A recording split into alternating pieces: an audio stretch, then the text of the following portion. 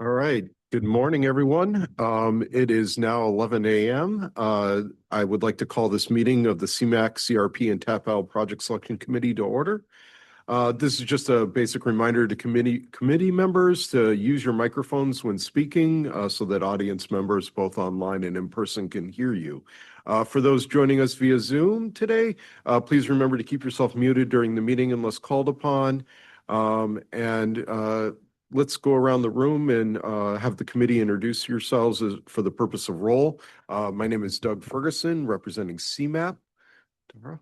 My name is Tara Orban, representing counties. I am sitting in for Tom Rickert today.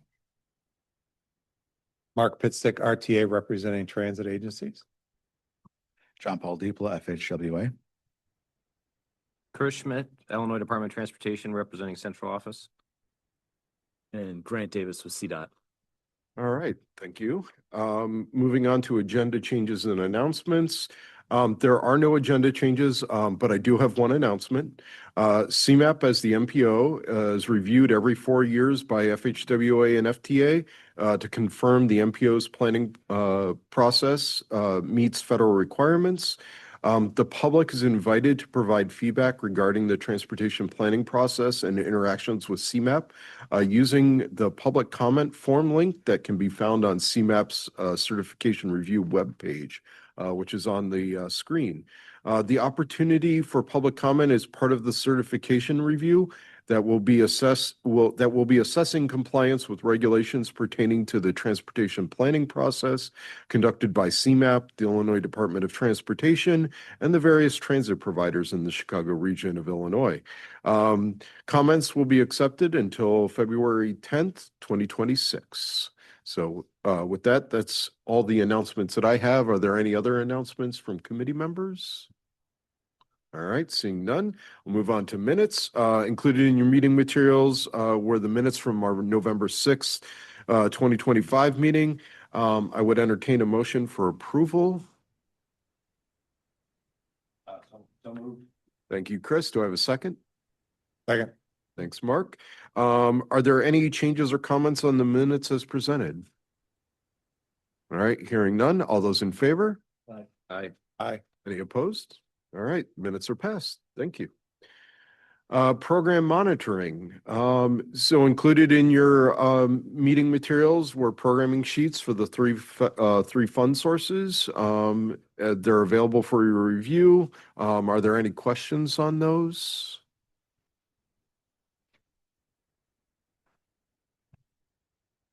All right, hearing none, we'll move on to the programming summary and obligation goal.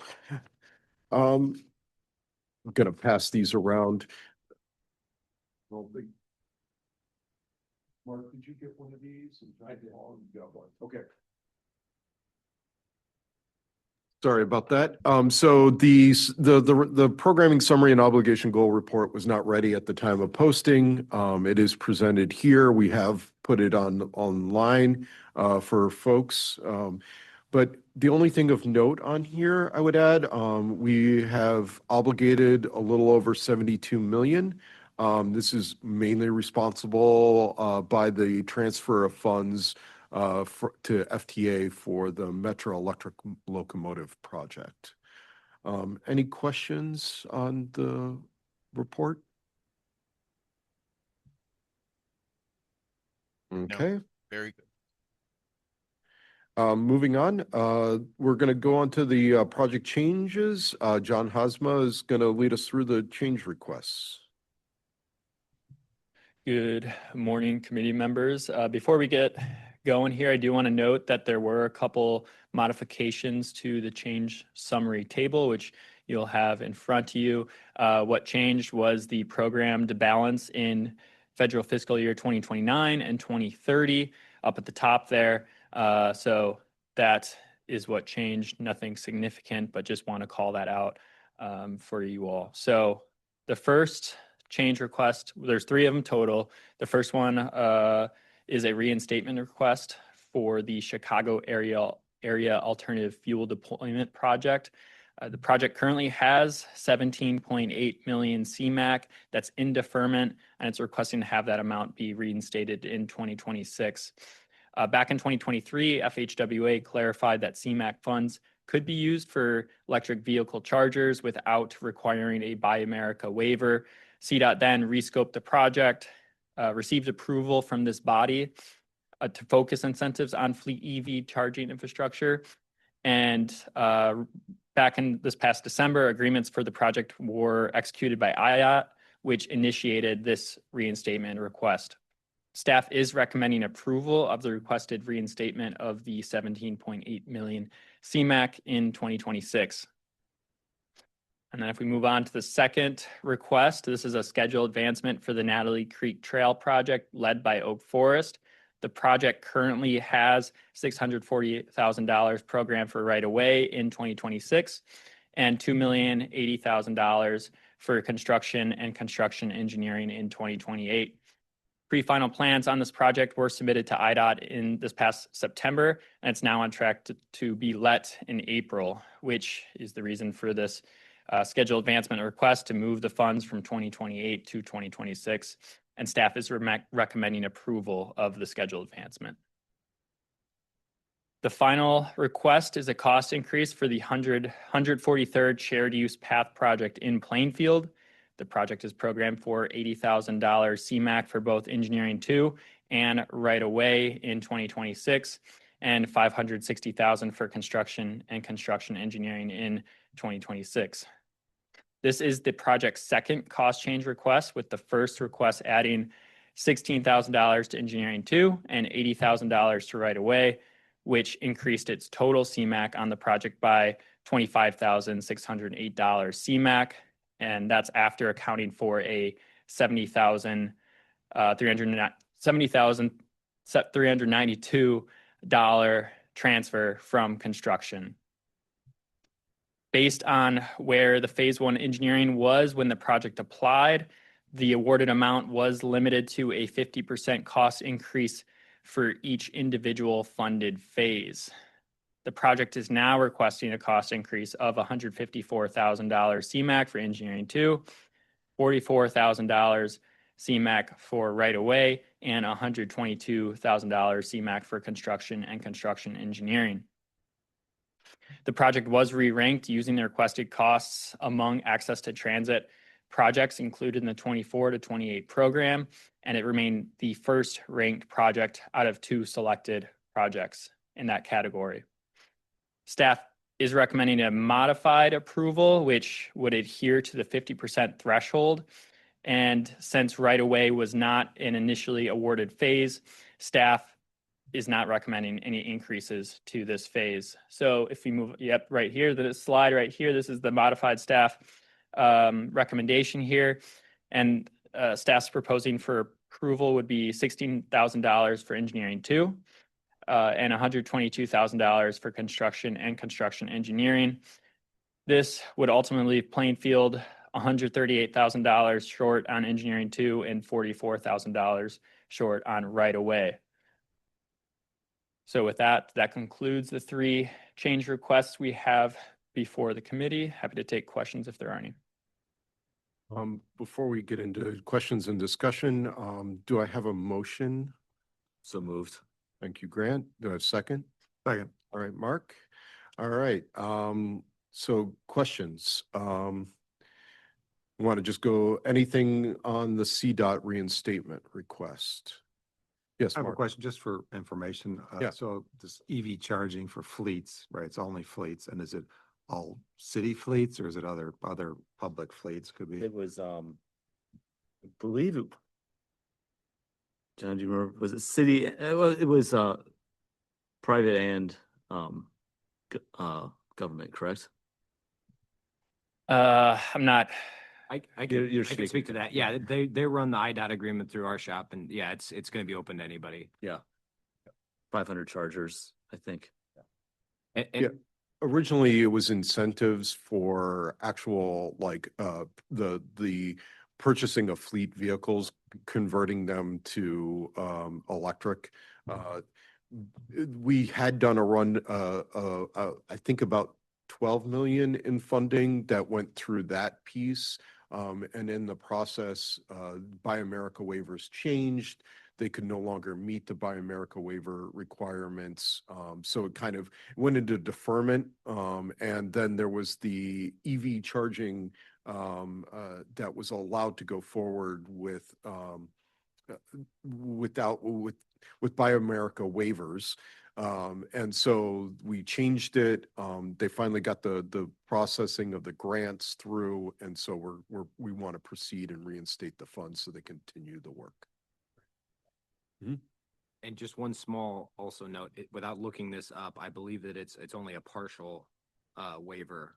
There's still components, and I think the manufacturer or the components coming together have to be done in the United States. It is a phased waiver, and I believe the last bit of that needs to be obligated by October of this calendar year in order to meet that last chance of having a little bit of the waiver in place. Okay. And then it'll go away completely. I guess I say that to say if there's project sponsors for the next call for projects that are looking to try and do an electric vehicle charger program, there may be different requirements that are associated with using DOT funding as opposed to like FTA, which has somehow a blanket to be able to buy chargers, vehicles of the sort without a Buy America provision.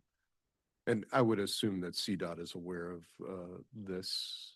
I believe so, yes. Okay. Yeah.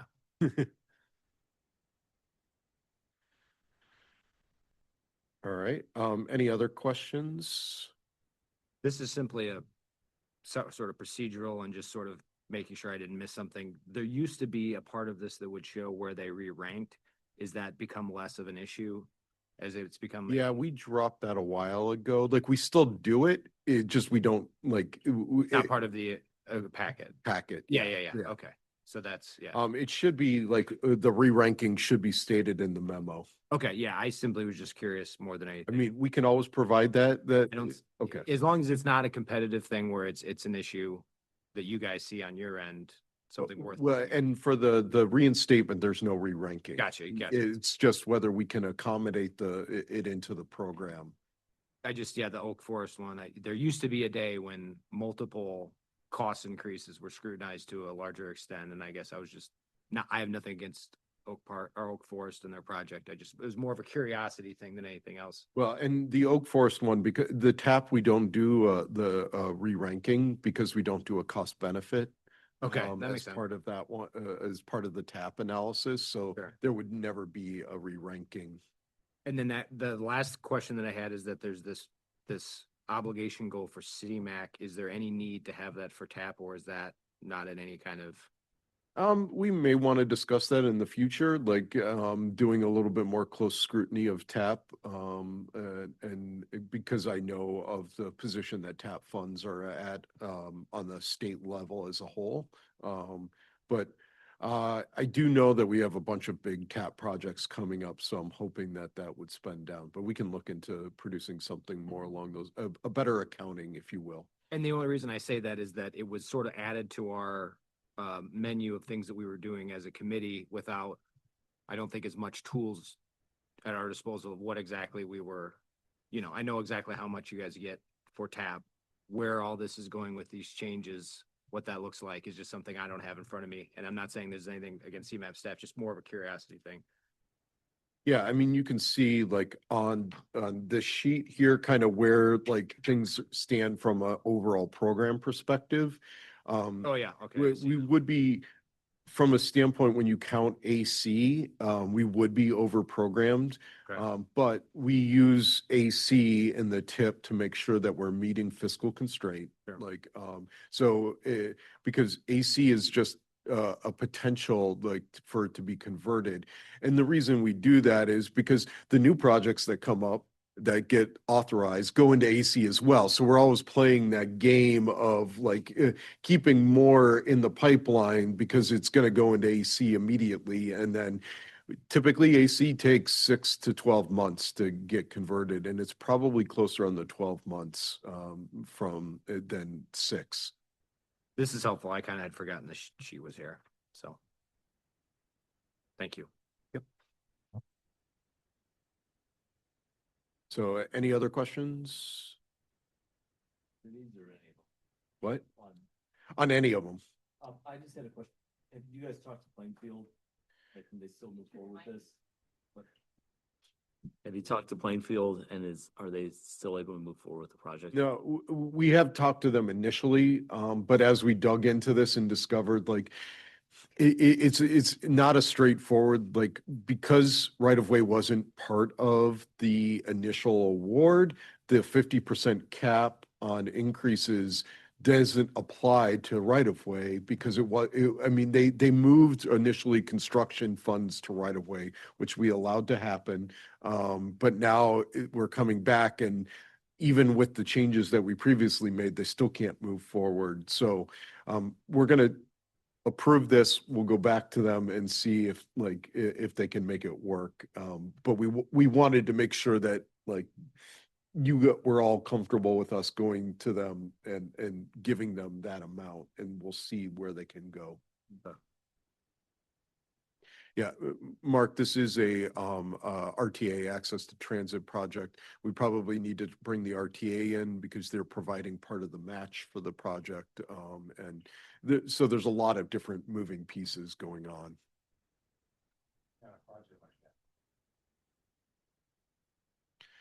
But you don't if we provide an increase, you don't provide additional match. Okay. I think historically no, RTA is not on cost increases. And the last thing I'll say is that this is a policy that was put into place either 1 or 2 call for projects ago. I can't recall exactly, but where we tied the completion of preliminary engineering to the ability to ask for cost increases. This is one of the first ones where we've come across where it's exceeded. But again, if we're gonna have policies, we need to also stand by them, or else, what's the point of having the policy? So that's where staff's standpoint is at. John, can you summarize that policy? Yeah, so based off the completion of preliminary engineering, there's a few different phases to it based off milestones that they submit with their application. That for each phase determines how much you can ask for an increase for. So if it's substantially complete, I believe that you can ask for up to 100% cost increase for any phase that you're awarded. And then on the bottom end, if you haven't started it necessarily in early phases, you're not able to request for construction phases, but you might be able to request for, I believe it's 25% for engineering too. And I don't have the exactly in front of me, but if others want to speak to that know exactly what those thresholds are, feel free to speak up. But essentially it just ties it to where preliminary engineering's at, because before that, we didn't allow projects to apply unless they had preliminary engineering completed. We loosened that, and the trade-off was that we're going to cap cost increases instead through your ability to ask for cost increases. Yeah, so we initially had if you don't have phase 1 completed, you're not eligible to receive funding. And that was because we found that projects that didn't have phase 1 completed did not have a good scope or handled on like costs and what the requirements were going to have to go in. But we then found that may be a burden to some communities that don't have the wherewithal to fund phase 1 on their own. So we allowed projects that didn't have it quite done, but were the thing, and then we scaled what they could request as far as cost increases were concerned in the future on future phases.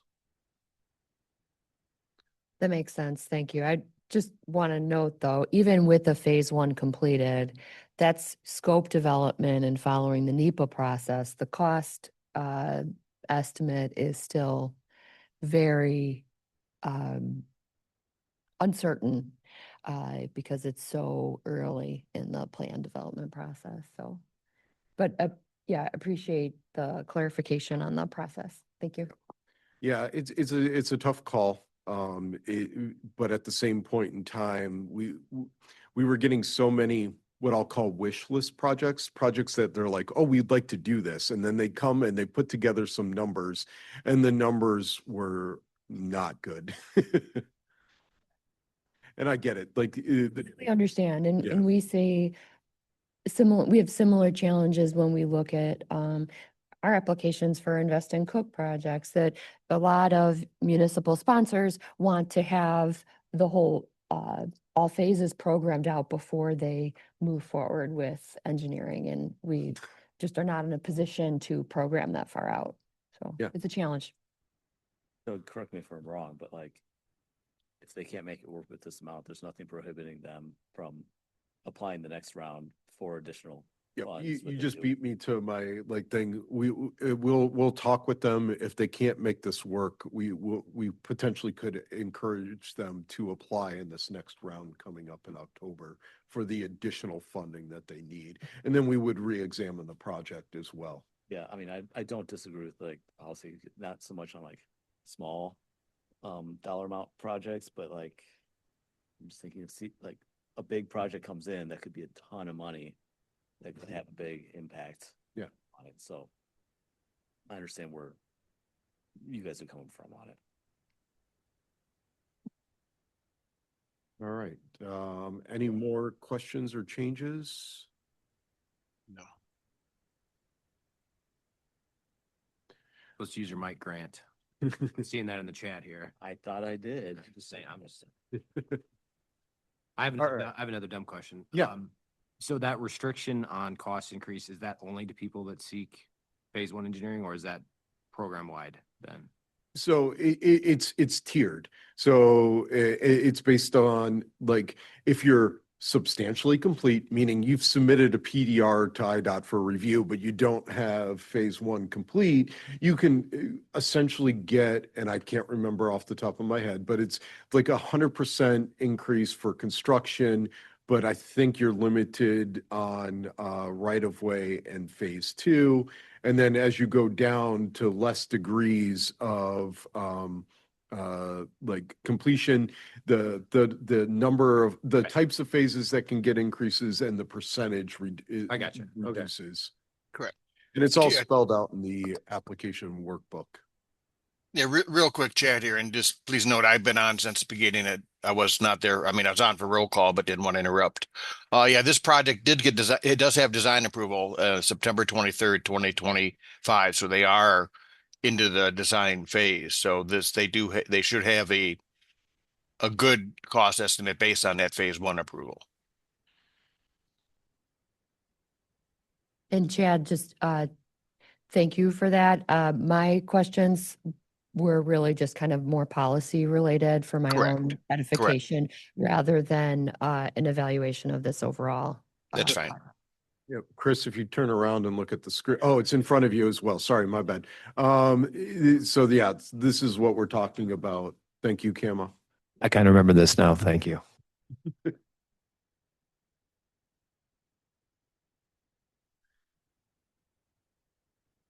All right.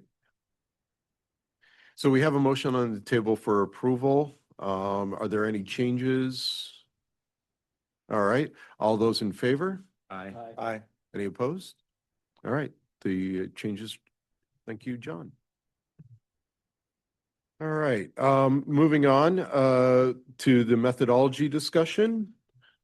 For those of you that were at the STP meeting, this will be very similar, except some slight variation. So as we begin the process for the next CMAQ and TAPL call for projects, a review of the scoring and eligibility methodology has been undertaken by staff. The memo included in your meeting materials outlines the proposed topics that we will be discussing over the next 6 months in the lead up to the October release for the call for projects. And I would just like to make sure that the committee is comfortable with the areas of discussion, and it's also an opportunity for you to share any additional suggestions for criteria that we can discuss. So next slide. You remember that during our last call for projects, we had to do a shift in scoring points to accommodate changes to the equity and benefits to sensitive population scores due to data no longer being available. that it was pulled down from US EPA's website, and so we couldn't use it anymore. With this in mind, staff will be looking into redefining the equity score for both CMAQ and TAP projects. I would note the inclusive growth score that we use is also utilized by the STP shared fund. And it will be coordinating that discussion along those lines with them as well. Next slide. The transportation impact criteria for CMAQ highway projects includes a safety score based upon IDOT's Safety Road Index. Staff would like to build upon that scoring to include data that's been recently completed as part of the safety action plans at the county levels. And we also may explore the potential to extend the safety scoring beyond just highway projects, but got to see where we can do with like the different types of projects and whether we can actually expand that or not. Next slide. The benefits to sensitive population scoring, as previously mentioned, had to be dropped by the direct emissions reduction transportation impact criteria due to the data being removed from US EPA's website. We don't believe that the data will be restored prior to our October call, so we're exploring potential replacements for the direct emissions reduction projects. And then next slide, our last area for today was not included in your memo because it was just raised this past Friday at the RCP working group meeting. The RTP development process is exploring a project prioritization framework that would be part of the RTP for the purposes of identifying top investment priorities in the region. This would not be solely comprised of RCP projects, but could also include priority programs as well as projects.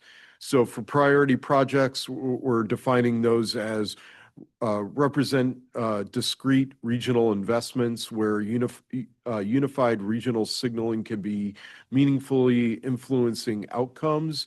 And then the priority programs represent reoccurring or scalable investment types that consistently advance the regional goals, but are not always represented best by a single project. I'm going to note that this priority framework is in development, and it's not fully fleshed out. Staff will be presenting this priority framework concept to TC at the end of the month, and so we will be paying attention to those discussions, but we want to explore if, similar to in the past, we used to give bonus points to projects that were considered major capital projects at that time, which are now RCPs. And we dropped it, but we're wondering if maybe this framework could be a little bit different than that, in the sense that it's also going to represent like kind of groups of projects that may not, the priority programs, which may be regional bike network or regional bus speed improvement type category or something along those lines as well. They're still debating on what gets included in this, but we're wondering if that's something that this committee would be comfortable with us exploring. Obviously, we would have to come up with point totals and come back to you. So we're not deciding anything today. We're just like having an overall discussion on that. So with that, is there any of these that you're uncomfortable with staff exploring? Are there any additional that you would like staff to look into over the next 6 months? Open the floor. And just so I'm following along, this is to replace the 10% that was taken away from equity.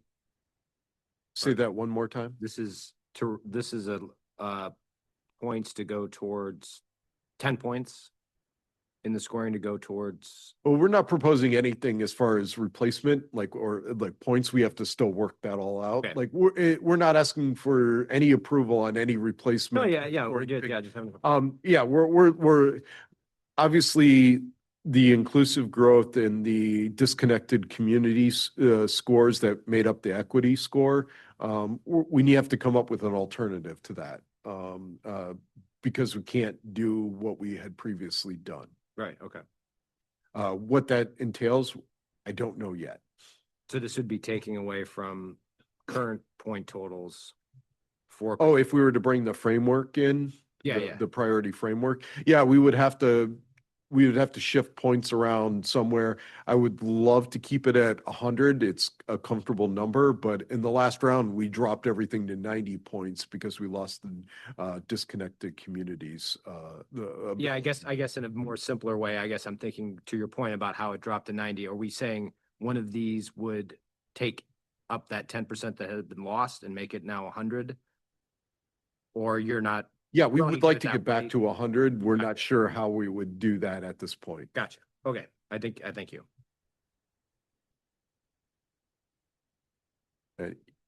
Yeah, Mark. Comment, you mentioned the regional capital projects, and I mean, if we were gonna, you could argue both sides of it. If we're gonna give extra credit to projects that support a regional, applications that support a regional capital project, great, but then that sucks money out of the program. That if we want to do projects like we've been doing that are smaller, network-wide projects like implementing pieces of a regional bike network or better faster buses, then maybe we don't want to do that. Yeah, and at the RCP working group, when this idea was suggested that the priority framework could be utilized as part of the scoring process for our regional federal funds, it was stated that oftentimes the projects that were being discussed at the working group don't score well. I don't know if I agree with that statement. Like it was a statement made. There was nothing to back that statement up. I mean, it was just a comment.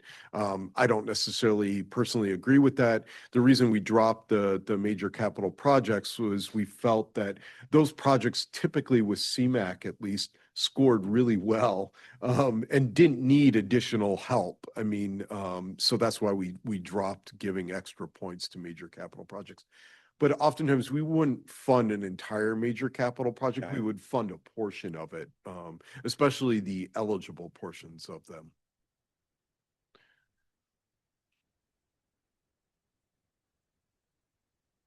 Any other thoughts or ideas? Anything you want us to look at? All right. Well, stay tuned. We'll be rolling out different ideas at our upcoming meetings for your approval, and and we'll go from there. So moving on, I've misplaced my chair notes. We have other business. Is there any other business that members of the committee wish to bring forward today? I Yes, have go one bit. So in the last few months, we've been working with CMAP staff on the subject of FTA transfers, also been working with FHWA. The amount that we received in advance of the federal fiscal year that we're in currently exceeded what we had normally get from the feds for a yearly allotment. So that was due to some things that happened in the past. I bring all that to say that IDOT has worked internally to figure this out. CMAP was completely in the right to program at that level, down to the nearest cent, and all of that's gotten worked out. But in the process of working internally at IDOT on how we were going to fund these after they've already been approved in the TIP and all of those things, it was sort of discovered that one of the internal processes that IDOT goes through was not well known to me, which is that by about April or May, the pot moving around shell game that does occur in project control sort of has taken their shingle in by then. They're sort of done moving money around in preparation for the next fiscal year. So I say all that to say that if you're somebody who has an FTA transfer that you're looking to submit to IDOT for approval, it behooves you to get that into IDOT before April. We were not previously aware of that was a soft deadline that project control had. And I'm not to say that if it was something big that had high profile or, just by happenstance came to us late that it wouldn't get approved. But if a $40 million FTA transfer that probably could have came in February or March comes in, let's say, July, August, it's going to be a lot more difficult for IDOT to do. You're going to be well received in early spring, late winter to get your FTA transfers into IDOT for the fiscal year that you're currently in. And I just say that because it'll make it easier on me, which hopefully will make your FTA transfer process within IDOT to FDA move faster and be less complicated. Okay. So, Well, thanks for that update. I know Grant's here with the city, but like we'll pass it along to the transit agencies as well. very good. Thanks. Thank you. Anything else? All right, hearing none. Move on to item 8.0, public comment. Is there anybody from the audience or online that wishes to address the committee today? Not seeing anybody from the audience. Anybody online? You raise your hand, we'll call upon you. All right, I'm not seeing anything. Moving on then to item 9.0, next meeting. Our next meeting scheduled for March 26th, same time. And then adjournment. Seeing there's no other business before this committee, I would entertain a motion for adjournment. So moved. Thank you. Do I have a second? Thank you. All those in favor? Aye. All right. Let the record state that the meeting is adjourned at 11:37. Have a good one, all.